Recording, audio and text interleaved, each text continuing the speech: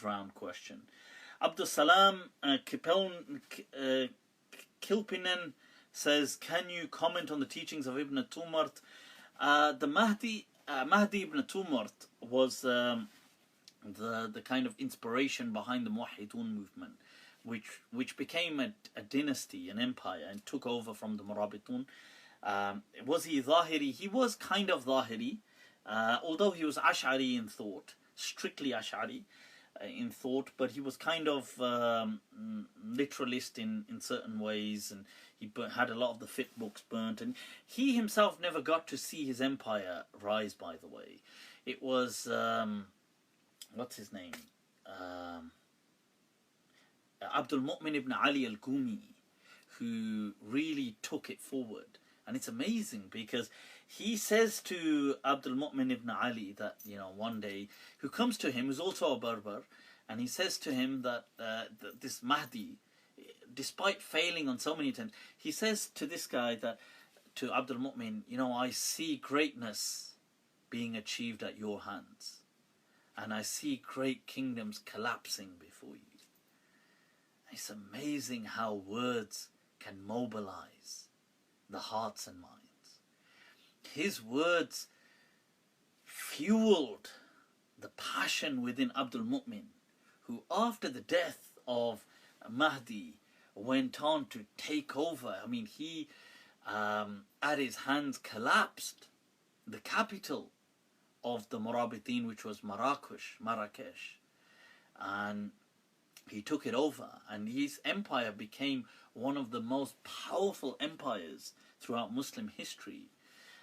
In its time, at its zenith, it was ruling over a third of Africa and the Iberian Peninsula, Spain, Portugal, the Palmyric Islands, parts of maybe Sicily, things like, I mean, it was a powerful dynasty in its strength. Obviously, like all dynasties, it waxed and waned, but it was incredibly powerful. And in his at its zenith, when he'd taken it over, one of the things, you know, the kind of the command, the arrogance, one may say, that he had, almost not to say in a negative way, but the kind of confidence he had, is that he had the kind of walls of Marrakesh demolished. I mean, some of them were damaged anyway, because when they took over Marrakesh, but he had the rest of them also razed to the ground.